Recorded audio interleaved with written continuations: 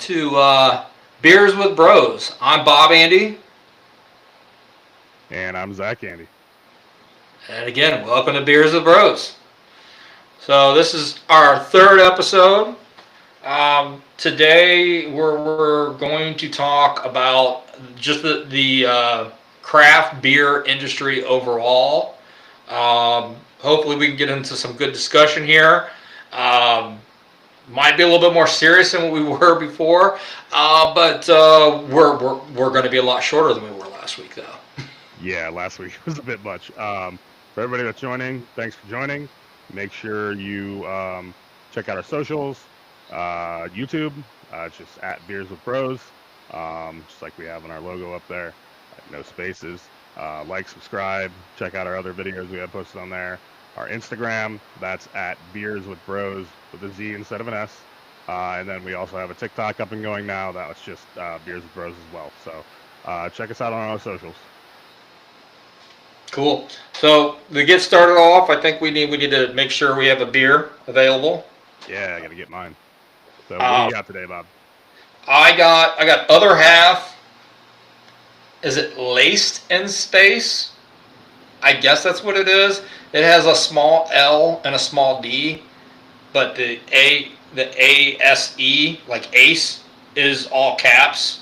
So I guess it's Laced in Space. So I have not tried this yet. I've been looking at it for a little bit because I poured it a little bit before we started streaming. But yeah, this is going to be my first taste right now. All right, go for it. That's good. That's real good. Nice. That is super. So, Other Half, brewery out of New York, actually Brooklyn, does a hell of a job. But their beers are expensive. But I think part of it is probably because they're probably expensive to make because they typically put a boatload of hops in their beers. Yep. So the one I got today, here we do that. Got it. It's Superfly Snuka. It's Dank House Brewing in Newark, Ohio. I try to stay local as much as possible. So this one is a hazy IPA with Crush, Rawaka, Citra, Motueka, and Hopkeef hops. So huge hop bill on this one. This one's coming in about 7%. So I'm gonna give it a 4.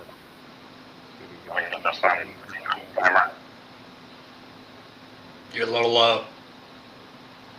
A little low? Yeah, I can. Yeah.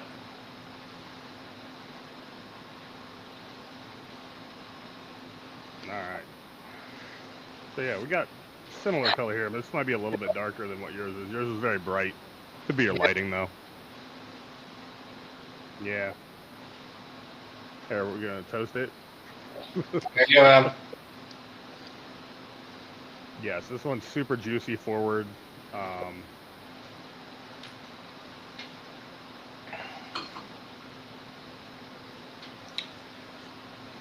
That's quite tasty as well.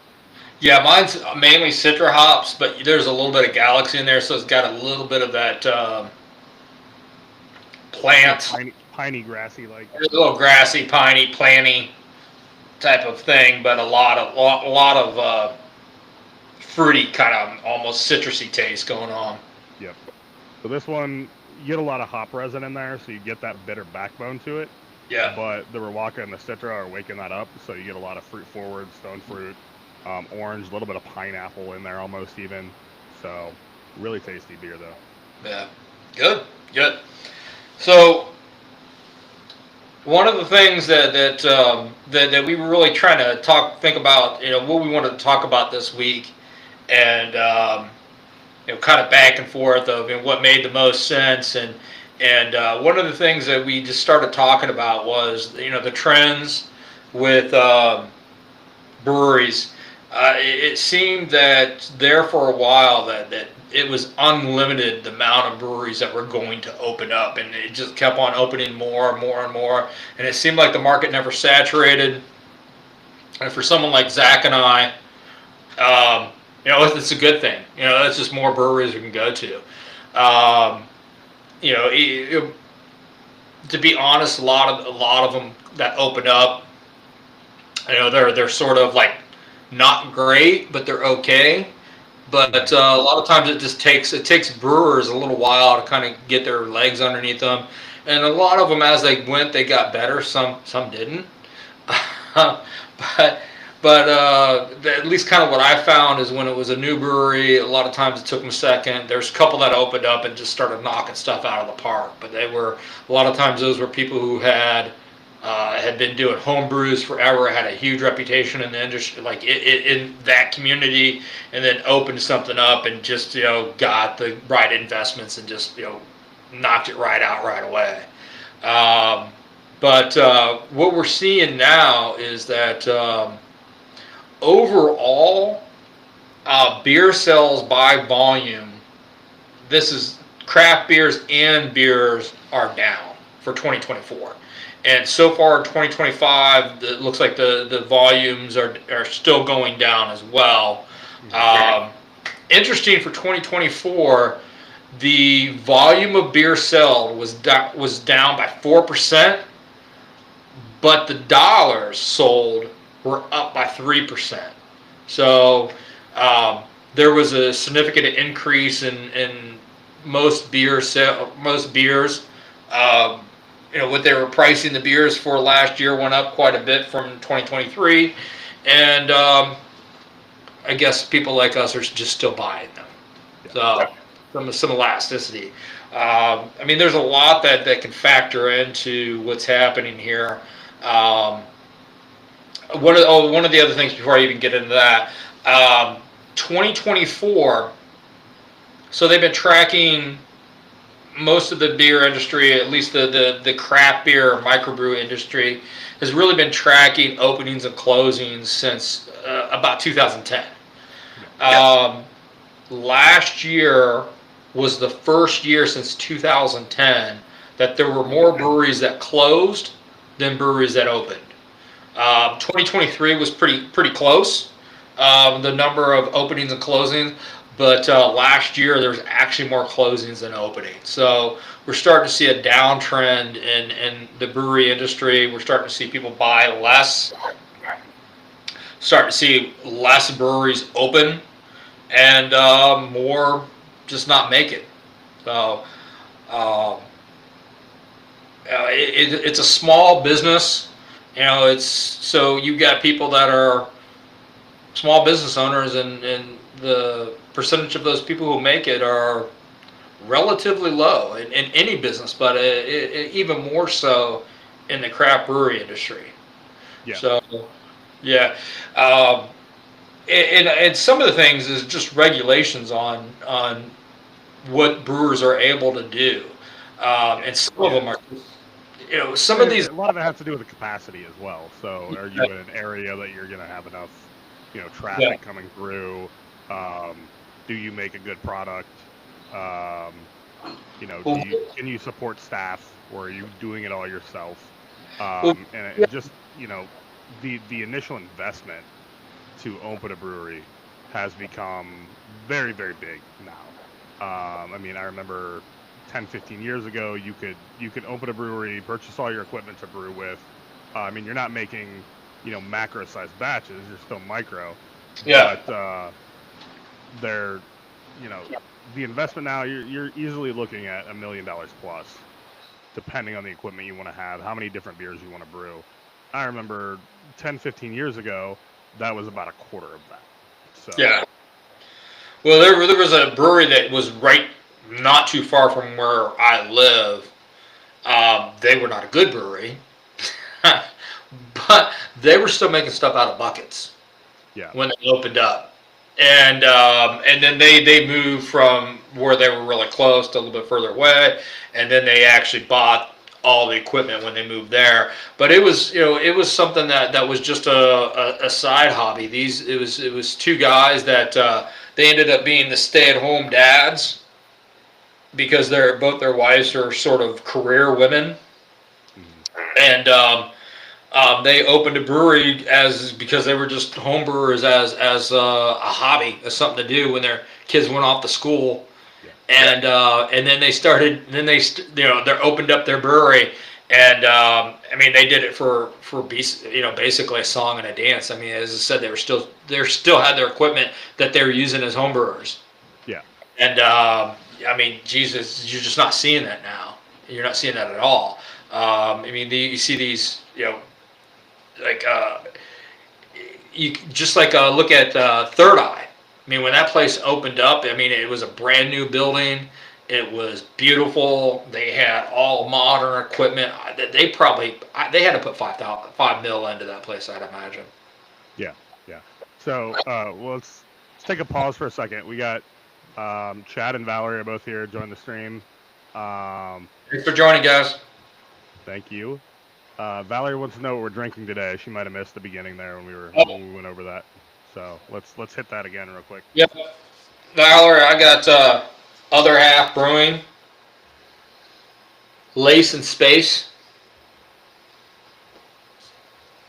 Sorry, I'm turning this around a little bit. I can show the color again. Yeah, there you go. Very, very hazy. All right, so I have Superfly Snuka from Dankhouse. So for those that don't know, is it Jimmy? Jimmy Superfly Snuka? Yes, it is. Yeah, so back in, we talked about Hulk Hogan last week. Another kind of leader in that industry, person that had a lot of firsts in the industry was Jimmy Superfly Snuka. He was one of the first people to go off the top rope. So, yeah. That's, they made a beer about him. It's pretty tasty. Yeah, so we both have hazies this week, so yeah, they're good. I enjoy this beer a lot, actually. What was there other questions, or was just Valerie's wondering what we're drinking? No, it's just Valerie's question. All right. Thanks for your question, Valerie. Yes, thank you. So, all right. So anyhow, I mean, let's get into what's going on here, Zach. I mean, I know there's a lot of things that are happening. It's small businesses. It's hard to run a small business, but just read an article yesterday that last week the Ohio Brewers Association, they were in Washington D.C. Trying to talk to different people within Congress. I mean, there's laws that are out there that were set up in like 1950. So we're looking at laws that are 70, 80 years old. Yeah, I mean, there's even still some current beer laws out there in this state that are prohibitionary laws. Yeah. So just until, I don't remember how many years ago it was, maybe 12, 13 years ago, you could only brew and sell a beer up to a certain alcohol content in the state of Ohio. So there were a lot of beers that we couldn't even get in this state because of the alcohol content was too high. Yeah. They ended up changing that law eventually, and alcohol content could go up, so you could brew a higher alcohol content beer now. But yeah, initially that was a big thing. Like, people wouldn't even distribute beer to the state because it was a higher alcohol content than what you could consume in the state. So yeah, you could go to different tastings and conventions and whatnot and get some of these, but they couldn't sell them. Yeah. So I remember there was a brewery that specifically made a beer. It was a stout for Ohio, and it was just a lower alcohol version of the one that they sold everywhere else. So I think it might have been like Clown Shoes or something like that, and it was Ohio, whatever the name of this beer was, just because they couldn't make the real version here. well, I mean, it's just not Ohio. It seems every single state has just something super goofy about beer sales or just alcohol sales. You still have states that they can't sell alcohol on a Sunday. Yeah. You still have multiple dry counties out there. It's just there's a lot that they're going up against. One of the things that I saw as I read the article was one of the things that Ohio is pushing is that there's a law to protect distributors that was put in place, I think, in the 60s. At that point, you had, for the most part, you had a lot of large breweries that were sort of overpowering the distributors, and the distributors couldn't make any money because it was basically they were saying you're going to do this, and they were dictating, and distributors were not making money. So you had Congress step in, and the law that they passed was to protect these distributors, but it ended up making it so much in favor of distributors that now that law is still in place, and you have small business owners that, for them to distribute through distributors, they're losing a lot of money to do that. We talked about, before we started off camera, you can self-distribute, but I mean, that's hard to do. I mean, you can do it possibly semi-local or maybe regional. Yeah, I but think a lot of that too is you have to start building a reputation before you can even do that. yeah, but you're not going to distribute nationwide Yep. on your own. I mean, maybe like a Sierra Nevada, Yeah. but I think they're still using some distributors as well, but they do some of their stuff on their own. Yeah. Yeah, so I actually, Chad is watching right now. Chad works for a distributor in Ohio here, so he could probably actually speak to a lot of that. I know they've gained a lot of small breweries in the last few years. Yeah. So, yeah, there's a lot of things that have changed as far as the distribution chains. There's a lot more distributors in Ohio than what there were, a few years ago. So, yeah, that's something that's changed drastically, especially with the laws changing in favor of the breweries themselves.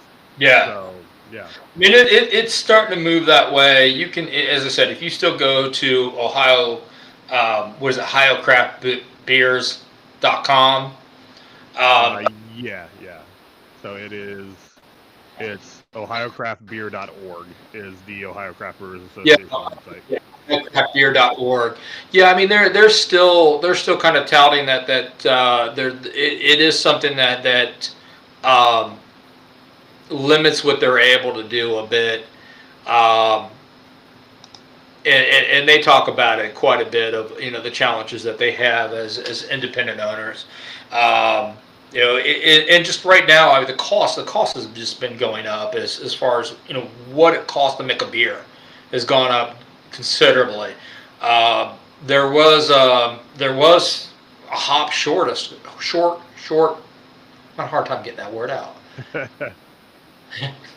Shortage. That's what you're going. Shortage. There was a hop shortage a couple years ago, and they're then they started importing hops, and then now of course we have tariffs that are going on, and those are definitely making the price a little higher as well, and just being able to just get your materials from outside of the country is just something that just makes more of a challenge anyhow. So yeah, I mean, we're seeing BrewDog, which is a huge brewery, they shut down here in Cincinnati.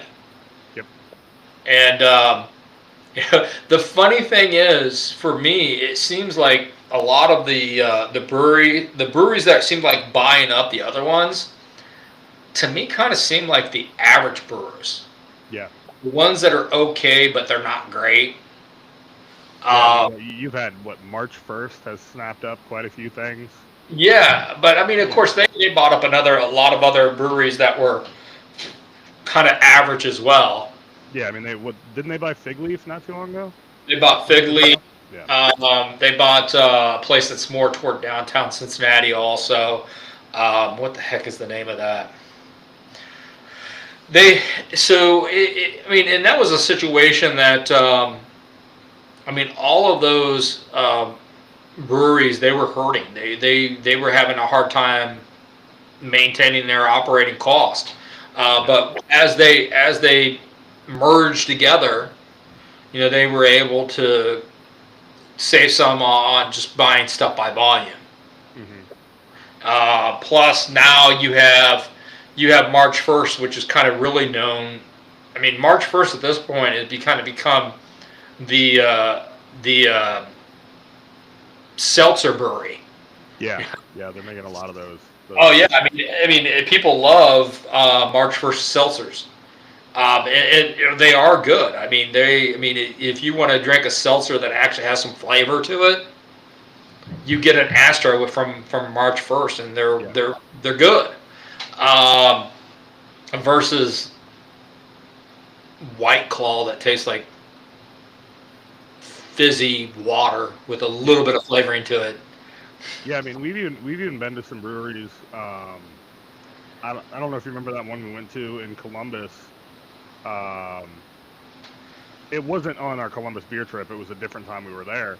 We Yeah. went to that little brewery that they just had a ton of different seltzers. Mm-hmm. Like they would, like they already had the base seltzer ready to go, and then they would flavor it. They had a bunch of different Oh flavors. yeah, I remember that. I don't remember what the brewery Yeah. was called. But well, I mean that's one of the things that breweries are doing just to be able. Because I think the other thing that we're seeing is that taste have just changed. Yeah. I mean, how many times I mean, if you go on to any college campus now, I mean, you would never have. Well, of course, their seltzers weren't even a thing when we went to school, but I can't. But Zima was a thing when I went to school. I can't imagine seeing dudes going to a fraternity party with a freaking 12-pack of Zima in their hand. Man, You get made fun of like crazy. oh my God, yeah, yeah.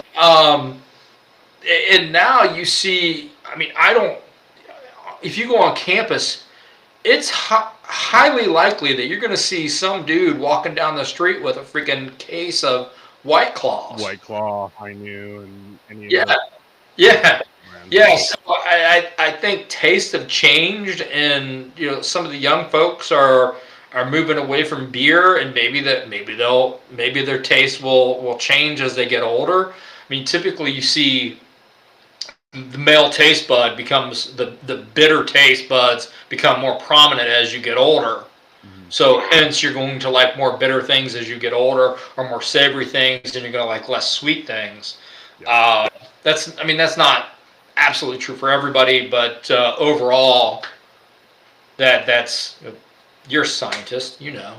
Yeah, yeah, yeah. There's actually a test that you can take to see if you are more likely to like more bitter things or not. It's literally just a piece of paper. You put your tongue on the piece of paper, and it's Mhm. either going to taste sweet or bitter. If you taste it, then you're more likely that you're going to tolerate bitter things better. You can So also drink an IPA, and if you like it, yeah, just drink a West Coast IPA. then you're probably going to like bitter stuff. If you don't, then you probably don't like Yeah. bitter stuff. Yeah, Valerie mentioned it's all about vodka drinks nowadays. So yeah, a lot of Yes. companies are doing those vodka, canned vodka drinks. Just throw this out there. I know one of your sons goes to Ohio State. There's a lot of celebrities promoting these things now. Um, there was an individual on Ohio State's campus just going around to different bars, huge celebrity, movie star, promoting one of these drinks. So yeah, those are huge in the industry now, and I think the beer industry isn't really equipped to take on that, so to speak. I think they're yeah. So like scientifically speaking, your taste buds change every 7 years, roughly. Uh, So your palate changes in a sense every 7 years.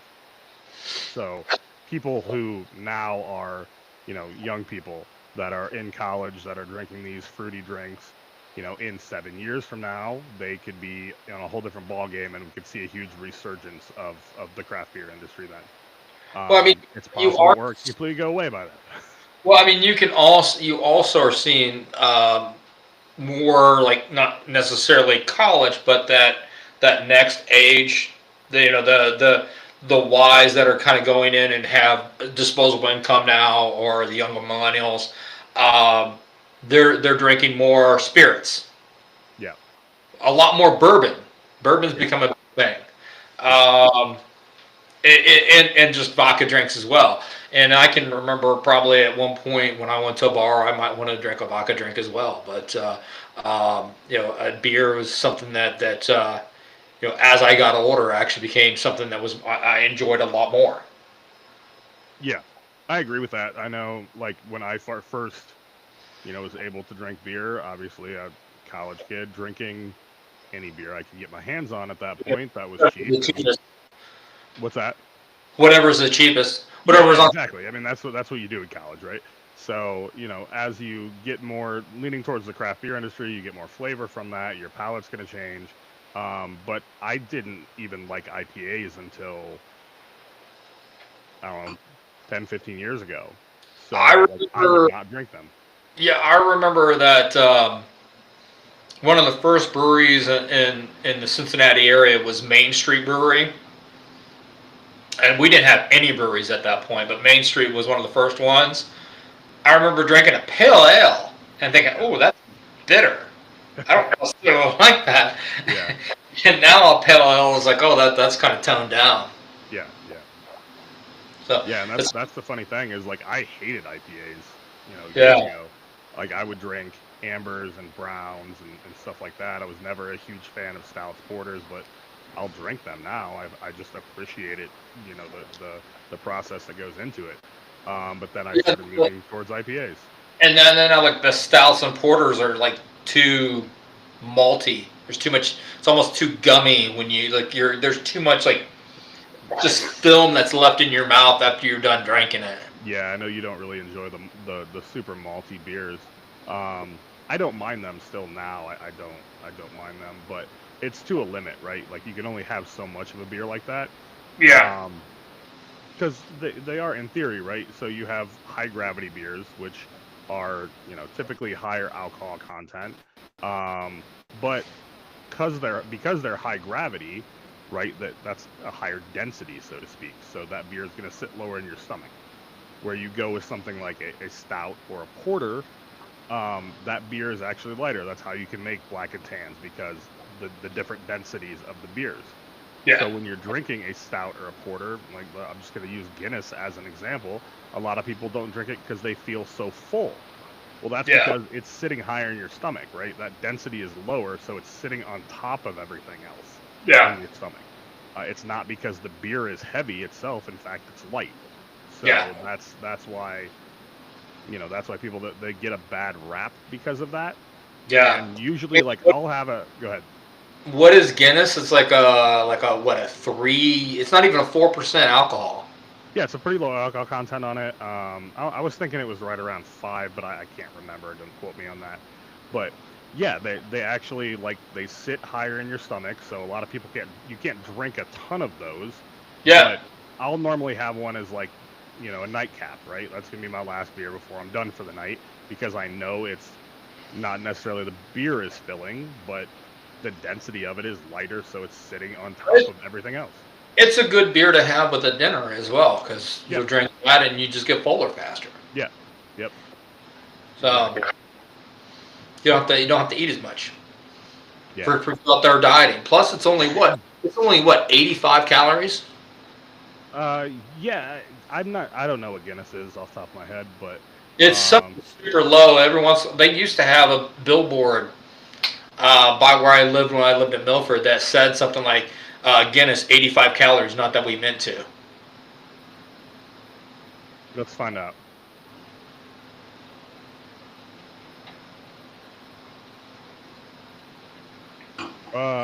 So a pint of Guinness. Well, this isn't really a pint. It's a 20-ounce serving, so it'd be an imperial pint. So that's a Is lot.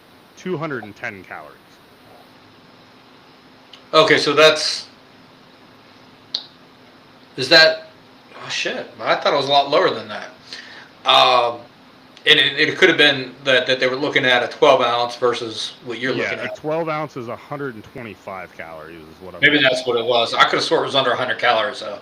And then the Guinness for an extra stout, 12 ounce of that's 158. Okay. And Yeah. I think So it it's depends still on relatively obviously low. it's depend on the size. Yeah. Um, But yeah, I mean, there's a lot of factors that go into that. Yeah, but that's still Um, relatively low for a beer. yeah, So, so yeah, I mean, you feel full, but it's not because you're consuming just a ton of calories or anything. It's just a matter of it's just the beer itself kind of fills up your stomach. yep, yeah, and Guinness is 4.2, by the way. Okay, So, I was a little low for everything. But 4 point, yeah, I was thinking it was just below 4, but it's just above 4. yeah, yeah, and when you compare that to something like your normal American light beer, if you compare that to, let's say, the big one out there, one of the big ones out there, Bud Light, a 12 ounce of Guinness is only 15 calories more than 12 ounces of Bud Light. Yeah.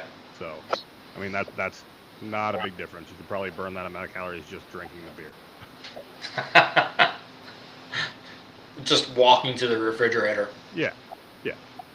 So, I mean, then you have like obviously your IPAs, which are a higher density on those. Um, you have, let's take one of the highest alcohol content beers out there, like Snake Venom. That beer is 2,050 calories for the entire bottle. Like one bottle of it is 2,050 Yeah, calories. but that's not something that you're gonna drink a whole bottle of, though, is No, it? no, Yeah, definitely not. yeah. Um, That's like one of those ones you take a shot of and yeah, move on. yeah. Then you have like we've had Tokyo. That beer's 546 calories. 120-minute IPA, that's 450 calories. Whew. So, I mean, there's a lot that really goes into that calorie content, and it comes I, down to the sugar, like residual sugars. I would drink a whole bottle of 120-minute though. Yeah, and then you're gonna fall down. Oh, it's tasty though. Oh, it is. I mean, I like 120. So. did, did we go to Jungle Gyms and they had 120 there and you got Yeah, one I had it on tap. and they had it on tap Yeah. and you were kind of like just worthless the rest of the day? I think I had like 3 of them when we were there, though. Yeah. Yeah, so which is unusual for you that it actually hit you, but that's a lot of alcohol. Yeah, I mean, what is the alcohol on 120-minute? That's pushing. It depends on the year, but I think that's been upwards of like 18%. Yeah. Um, Yeah, you're absolutely right. I mean, it's different every year. 15 to 20%, average at 15.5. Yeah. So, yeah, that's a decent amount of alcohol. And I mean, it's not like we were walking around the store for hours, right? We went there, got a beer, got what we needed, and like left. Yeah, I mean, I think we shopped around the beer area for some time, Yeah, and I think maybe we had I think we had a list of some fruit and vegetables to get. I think we had to get wine or something too.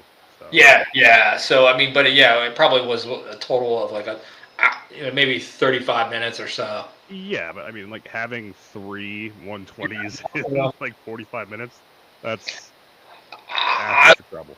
I wouldn't have made it home. Yeah. Oh, no. Yeah. So good thing I didn't drink those at all. I don't think I even had one of those. I had something else. Can't remember. But I remember you being kind of toasty at Jungle Gems. Oh yeah, yeah. I mean, down in 3 of those in a short amount of time is not necessarily a good decision to make. They're good though. Yeah, I mean, I was just it was a. so excited because that was the first time I ever saw it on tap anywhere. I mean, and it was a tulip glass, so you're looking at what 6 ounces versus. No, I think it was a 12-ounce pour because everything else you get there is a 16-ounce pour. Were they putting it in the plastic cup there? Yeah. All right. So I think if you drink in the bar, they'd probably actually put it in a tulip, but you said you were going to shop, so they put it in. Walk around, so yeah. So quick shout out while we have a little pause here. Hello, Trent.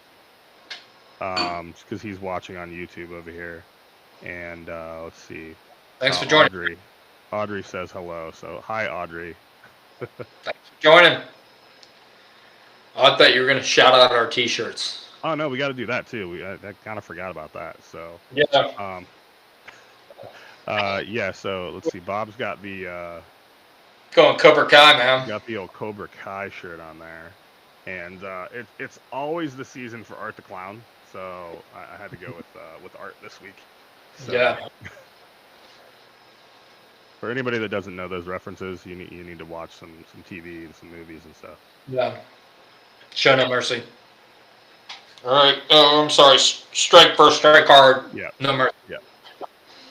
So just a few statistics, since we're talking about the craft beer industry and its impact and how hard it is to get a craft beer business up and running now. A few statistics we had out there as far as the craft industry in Ohio specifically. It generated basically last year, 2024, the craft beer industry generated $1.29 billion for the economy in the state of Ohio, with 141.5 million of that going directly towards our state and local taxes. 85.8 million of that going towards federal taxes. You look at the number of employees, so obviously employment's a big issue. We're trying to get rid of unemployment. So the number of jobs that the craft beer industry is directly related to is over 12,000 jobs. That's in Ohio. In the United States, it's just short of 200,000. Yep. And I mean that includes everything from the person brewing the beer and the person helping them do that to the person shipping to the bartender to the barbacks and everything in between. I assume that it probably includes even the food service if they're part of the brewery. And one of the things that you are seeing and one of the reasons we talked about earlier is distributor. A lot of the breweries are becoming brew pubs only, so the only place you're going to be able to get the beer is at the brewery. So that actually causes them to need to hire more people because it's more service oriented. So they have to hire more people. So it is something that it is an industry that hires a lot of people, and that number is predicted to continue to go up. So, although for July, nationally craft beer sales was actually down 4.7% from last year in dollars. Volume they're down 6.3, so which is actually better than what it was in June, because in June it was 6.7% decrease in dollars and 8.4% in volume. So they've been seeing their numbers shrink this year. Although, as I said, July's been a little bit better than it was. Maybe, as I said, if we see some things pop up here, if we see maybe pricing can go down, or the price of making a beer go down a little bit, maybe we'll see some of these things recover. But as I said, right now we're starting to see that the beer industry is struggling a bit, and it's not even just the craft beer; it's all beers overall. So I think it is a little bit of. Right now, it's just not as in style as what it was. Yeah, and like we talked about too, there's a lot of factors leading to that. A lot of it's just the sheer cost. So I mean, you can buy your seltzers or a macro brewery for much cheaper than you can buy a microbrewery. Yeah, I don't think seltzers cost much to make. Yeah, versus higher profit margins there. Yeah, versus having getting the hops and barley, especially the hops right now are just really, really expensive. And if you're getting some New Zealand or some Matika, or what are some of the other ones they have to import? Riwaka, Vic Secret. For some reason, I thought they made that local, or they made that in the United States. I believe that's in New Zealand. Is it? Yeah, not 100%. It might be something that they've just grown some of it local now. Um, but even what's the big one that they're using with the ALS? I mean that's imported, isn't it? Yeah, I believe so. Yeah. So being a have to import these things, I mean it's just for a small business owner to have to import your hops is something that's just they're getting hit hard with. Oh yeah, Nelson Sauvin. That's another one too. Yeah. That's New Zealand. Um, Wamea, those are New Zealand. Waiti for Wakas. Yeah. Yeah, I mean there's a lot. There's Superdelic, Nectaron. Let me see what else is nine. So yeah, there's 9 different hop strains at least that are specifically New Zealand hops. Yeah. Um, Well, then I mean, then you have like things that are like in Europe yeah, that are grown there. I mean, the U.S. I mean, we're big enough that we have enough different environments that we can grow multiple different types of hops. But it's still there's only so much you can do here in the United States, and I don't know that farmers are real big on growing hops when yeah, they. they're not easy to Yeah, yeah, actually easy. farm. They're not cheap. They're not cheap to maintain. No, no, it's a lot of water goes into the hop industry. Yeah. A lot of work goes into the hop industry, and the upfront cost of starting a hop farm is insane because you don't have any yield for normally at least a year. So, yeah, and I mean, different hops are going to have different costs because they cost so much to grow. Well, then So, I would imagine also we're starting to see that as marijuana becomes legal, yeah, that's just another competitor. yeah, yeah. And I mean, a lot of breweries now are doing like or not just breweries in general, but places are doing like the THC infused seltzers and stuff like that. Oh, So, absolutely. yeah, that's just more competition essentially. So, Yes, absolutely. So I mean, it's just there's a lot of pitfalls that are out there. Um, I'm starting to dim. Hold on one second, Zach. Keep on talking to whatever you want to talk about for a second. I was gonna go with my second beer. I'm about to open here. So, um, there's this guy. So this is Digi. Pretty cool can art. Very reflective. I like that. This is also from Dank House. I went there earlier this week, so figured I'd give them a shout out and have a couple of their beers here. So, this one is a triple IPA. Citra, Strata, Nectaron hops. We talked about New Zealand hops. Here's one for you. This one is 10%.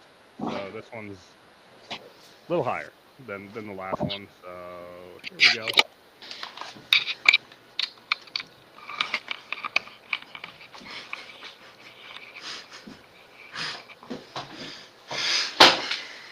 Guess I was testing the limits of my battery. Ah, yeah, you always tend to do that, don't you? Yeah, So there's Digi. So a that's little not less, nearly as hazy as the last one. yeah, a little less hazy. And like I said, there's only 3 hops in this one compared to the other one that was 5 hops. So again, this one's a triple. So a little higher alcohol content. We were at 7% before, and now we're at 10. So see how wild we get. Yeah, I've been at 8.5, so I've been kind of nursing this one as we go through the whole entire show. So Yeah, so that one you get a lot more like of a hop resin flavor from it. Just kind of okay, that resinous dank hop flavor you get from it. tastes like you're eating Um, a plant. what's that? Does it taste like you're eating a plant? No, no, it's still like that's what you get the initial flavor from it, but then Yeah, you get the juicy from the citra coming through. gotcha. Um, the strata you get a little bit of that kind of earthy grass flavor from, but then the Nectaron comes through and balances that well. Got it. So not super acidic or anything like that. Pretty well balanced overall. So go back to the first one I had, the Superfly. They actually just canned that on Tuesday. So that was that was the first time they ever made that beer was on Tuesday. So Cool. like we said before, check out our Untapped.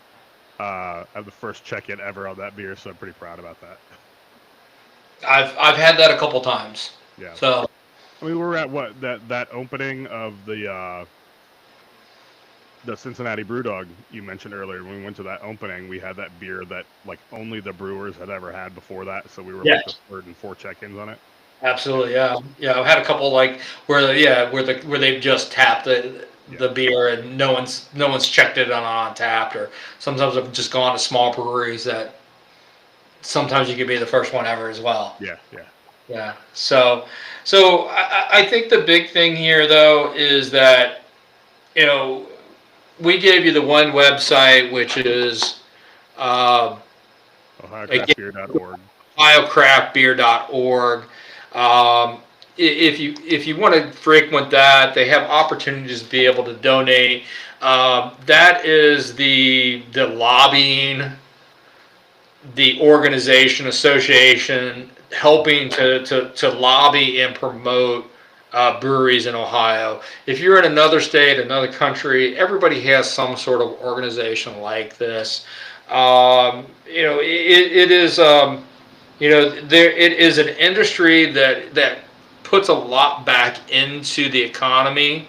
It is an industry that is very much it's a local type of, it's an opportunity for locals to kind of get together. It's a gathering place. It kind of is like something that's of a time almost forgotten, right? There's so many thing, right? There's so many people who are just online and on Facebook and on different social medias that don't get out. And I have kids that like they spend a good portion of their times with their friends just talking to them while they're on games. Yeah. But you have the local brewery that brings in the locals. It's something where you meet up, you see other people, you gain relationships by going to these. So it's something that I think that would be very sad to lose that type of industry, or to have. So my thoughts are, by all means, help out your local breweries, buy local, drink local. If you can't, if you have money to donate to the organizations or associations, as I said, we have one in Ohio. If you have the time, or you just feel like that this is something that's important enough to you, you can. They have the number for your congressperson on the Ohio Craft Brew site. Call, email your congressman. Tell them to get rid of the freaking laws from 1950. Yeah. Sometimes 1820, like right as prohibition was ending, the laws that are still, let's get rid of these darn things. Like why can't I go, well, you can drink a beer on Sunday, but why the hell can't I go buy a beer on Sunday? Yeah. Or in Ohio, why the hell do we have to wait until noon? I realize I'm supposed to be in church before noon, but why? Yeah. The other thing too is, right, like for those out there that are just getting into craft beer and want to learn more about craft beer, again, we're specifically talking about Ohio here. That's where we live. That's where we drink the most beer. The Ohio Craft Brewers Association actually has an app. It's called Ohio on Tap. It's available on all the app stores out there. Yeah. That is actually a list of all of the members of the Ohio Craft Brewers Association. And the cool thing about this app is that it actually rewards you for going. Yeah, it gives up cool stuff. Yeah, so you go to the brewery, you check in at that brewery. You don't even have to say like what beer or anything you're having. It's GPS location. You say check in. If there's a lot of breweries in the area, it'll ask you which one you're at, tap on that, and then you just start getting points for that every brewery you've been to. They have a lot of different rewards you get as you go throughout it. I think you get your first reward at 5 breweries, which You get like you a know, sticker. yeah. I mean, you I think get it might be, see no, right now. What do they have? it might be a 10. I think it might be a 5. Let's see. I'm gonna look it up just cause. Hey, if you get, I think what is 150, you get a sweatshirt. Yeah, 150. You get a sweatshirt, a bottle opener, and I think you get that like tin sign. Well, then, yeah, I have it somewhere. Yeah. So right now at 10 stamps is your first reward. You get a sticker. 25 stamps you get koozies. At 50 you get a camping mug. 100 you get a T-shirt and you get a bar sign. That camping mug is super small, by the way. I just recently obtained that. It's 12 ounces. It says it's 12 ounces. So. It's small. It's exactly 12 ounces. It's not like 12 ounces with like a little bit of area to like have extra. It's exactly 12. At 200 you get the Ohio State flag with the Yeah, drink beer made here. super cool. At the 150 you get the sweatshirt, but also at that point you become part of the Ohio. So you become part of the Ohio Brewers Association. So you get invited to stuff at that invited point. to their Super festival cool as well. Yeah. Yeah. It's not like it's these events that they have. It's not like they're huge and like it's VIP or anything, but they do give you stuff when you go to them. Yep. Yeah. Did you see the grand prize one you get now? Oh, I don't even know. I think I saw something. At one point, it was like a puzzle. I can't remember what that was. So that's at 250. You get the puzzle. So it's literally a puzzle that just has it's a 1,000-piece puzzle, and it's just got logos from different breweries throughout the state. Yeah, it's kind of a cool puzzle. Yeah. The grand prize is 325. So this one, you get a personalized insulated 16-ounce mug commemorating your achievement. So the mug's actually pretty sweet. It's cool. Yeah. Limited edition T-shirt from their Winter Warmer Festival. It's normally like the first Saturday in March is when that Winter Warmer Festival is. You get a $50 gift card to their online store, and then you get basically called out on their website that's saying, "Hey, you completed the tour." Yeah, maybe some year we'll be able to do that, Zach. Let me see if I can get a larger photo of this mug because it's pretty sweet. I don't know. Can you see this? Yeah, I see it.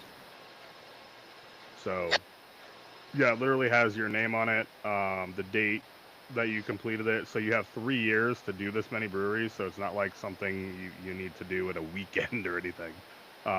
It's still a challenge, even within 3 years. It's still a challenge. Yeah. There's some people there's like a one dude on there. He's got a picture on every single brewery that you look at. This dude's standing there with like a beer in his hand.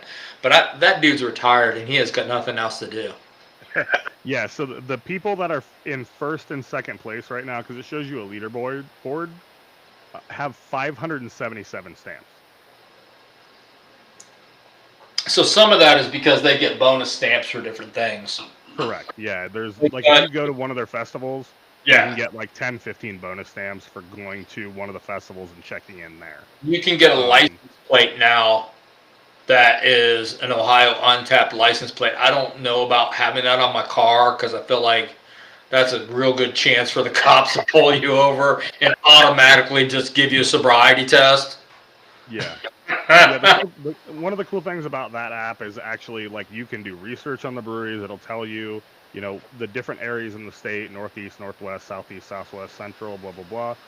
And you can find the breweries that are just in your local area.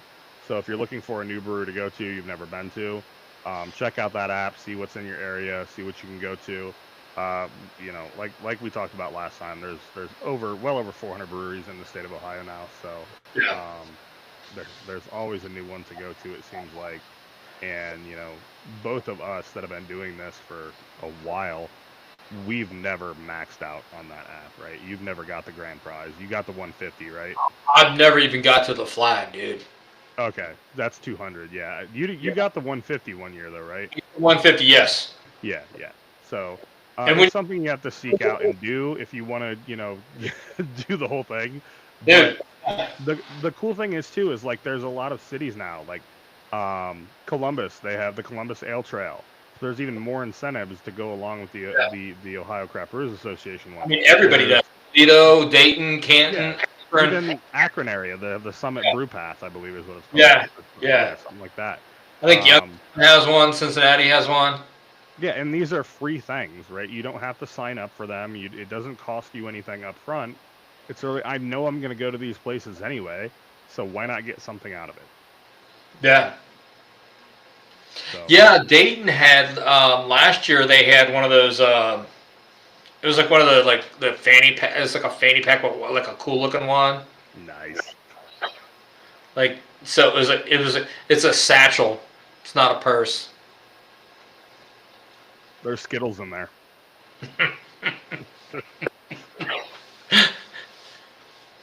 Um, yeah.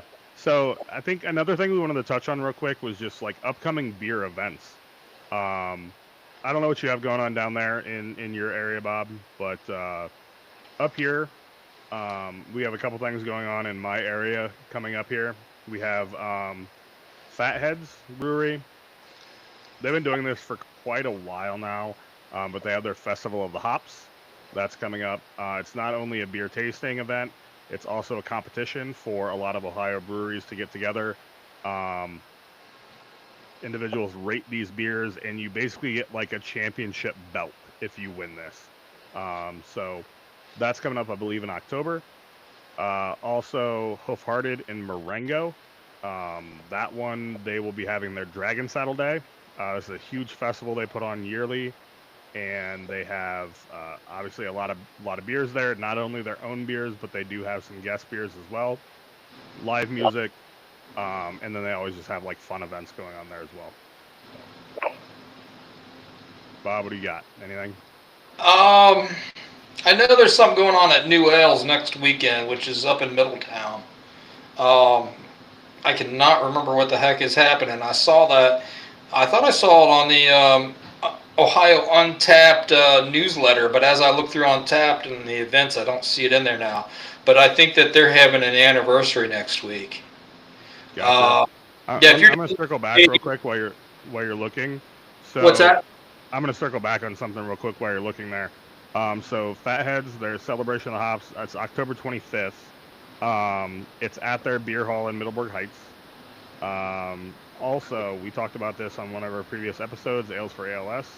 A portion of any proceeds they make there is going towards the Ales for ALS Foundation. So, just another cool thing with beer. Know you're supporting a good cause. It's not on their website, dude. Um, I saw it on Ohio on Tap. They got something going on next week, and I think it's their anniversary.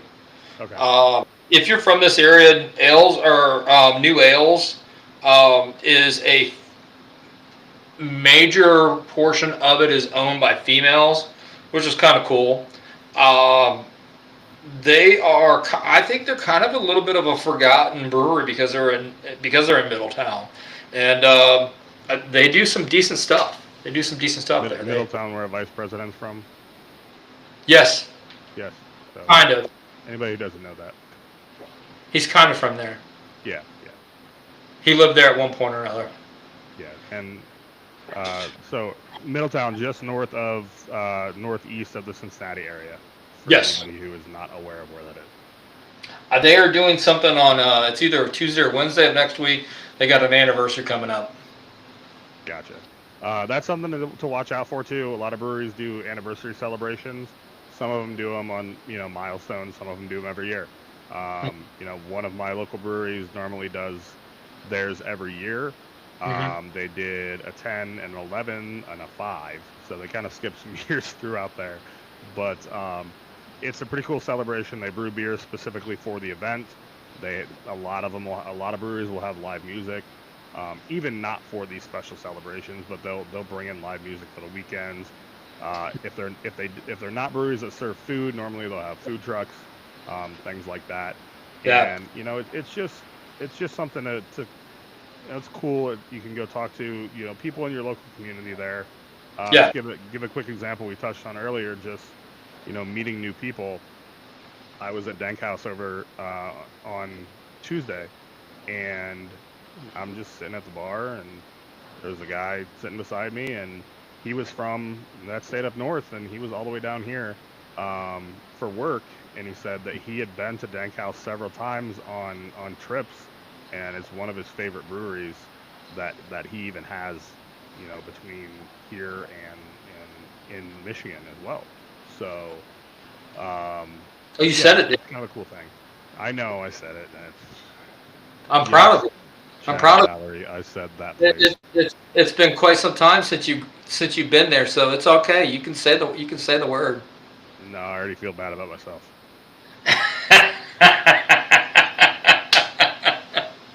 It's all right. My people. It's all right.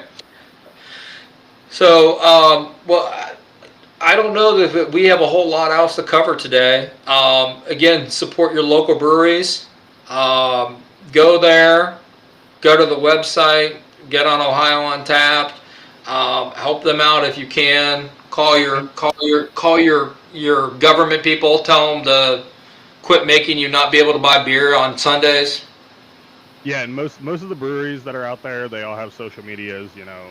Instagram for the most part is a big source. So check out social medias, see if they have events going on you want to check out.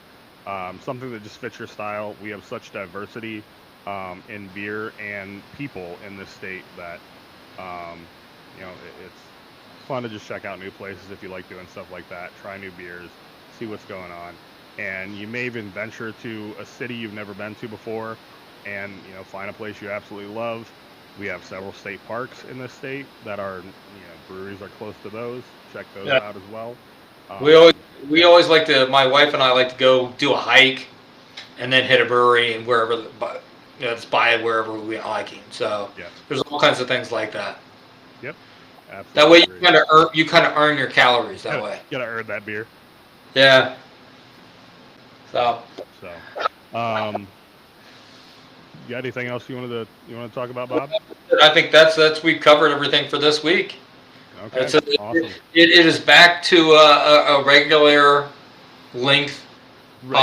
Regularly scheduled broadcast versus our marathon broadcast that we had last week. Yeah, that was a bit much, but thanks everybody for tuning in, watching us, taking time out of your day for that. We appreciate the support. Like, subscribe, our social medias, Instagram, Beers with Bros with a Z, YouTube, Beers with Bros, TikTok, Beers with Bros. Subscribe. We'll have our next Rent Free in Your Head, Chad. Rent Free.